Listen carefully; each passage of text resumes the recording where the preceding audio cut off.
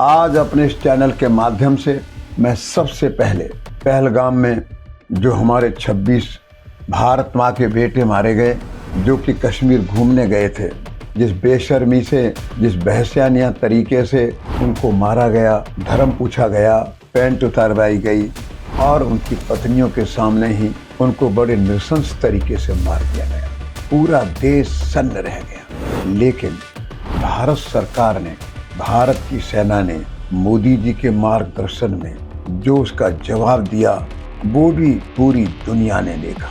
केवल 22 मिनट में हमने 9 आतंकवादियों के ठिकाने और 100 से अधिक आतंकवादियों को समाप्त कर दिया। चीन अमेरिका के बने हुए विमान किस तरीके से समाप्त कर दिए और किस तरह से मिसाइल और ड्रोन कितनी बड़ी संख्या में छोड़े गए, पर उन सबको हमारी सुरक्षा व्यवस्था ने, हमारे सैनिकों ने जिस तरह नष्ट कर दिया।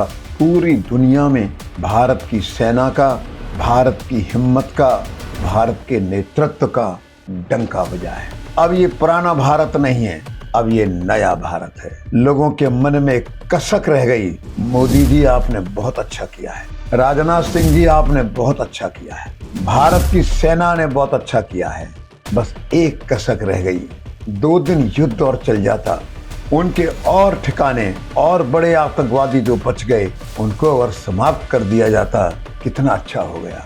हम अभी भी पाकिस्तान पर विश्वास नहीं कर सकते। उसने देश की आज़ादी अगस्त 1947 से कभी हमको चैन से नहीं बैठने दिया है। हमारी नाक में हमेशा धुआं दिया है। ना हम अक्टूबर 1947 कबायली और पाकिस्तानी सेना का हमला भूल सकते हैं, ना हम 65 का युद्ध भूल सकते हैं, ना हम 71 का युद्ध भूल सकते हैं, ना हम 99 में करगिल की पहाड़ियाँ भूल सकते हैं, और 71 से लेकर आज तक जो उसने भारत के अंदर जो छद्म युद्ध छेड़ा हुआ है, जो आतंकवादी भेजकर हमारा जम्मू कश्मीर, हमारा पंजाब, हिंदुस्तान के और भी हिस्से जिस तरीके से उसने खून से रंगे हैं, नहीं भूल सकते।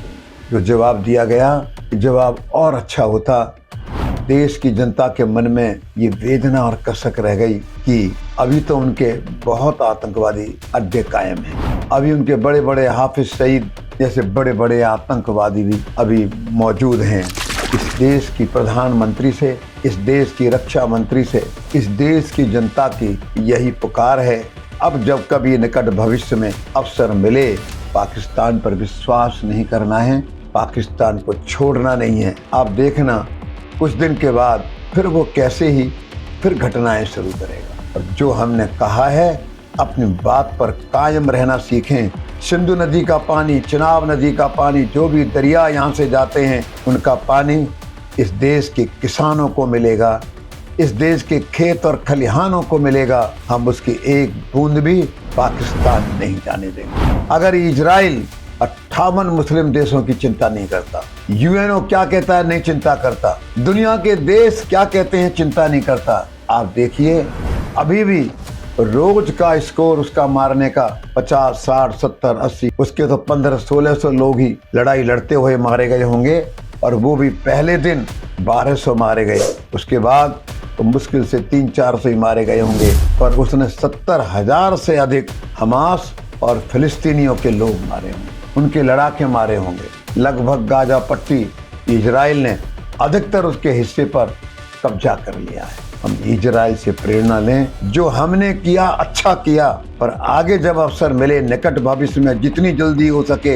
हम पाकिस्तान की रड़क निकाल दें। जो पाकिस्तान बोलता रहता है, और इस बार ये जो संघर्ष हुआ है, इसने चीन और अमेरिका को भी सबक सिखाया है। अमेरिका ने वही किया है जो वो करता आया है। हम थोड़े गलतफहमी के शिकार हो गए कि अमेरिका से हमारी दोस्ती बढ़ रही है, ट्रंप हमको बहुत चाहता है, बाइडेन की जगह ट्रंप आ गया है, और ट्रंप ने भारत की पीठ में छुरा घोंपा है। हम किसी पर विश्वास नहीं कर सकते। हम अपने वैज्ञानिकों को, DRDO को कहें, जैसे हमारी आकाश ने, S-400 ने जो हमने रूस से लिया, एक उसने पूरी दुनिया में अपनी छाप छोड़ी है। अमेरिका चीन के हथियार फेल हो गए।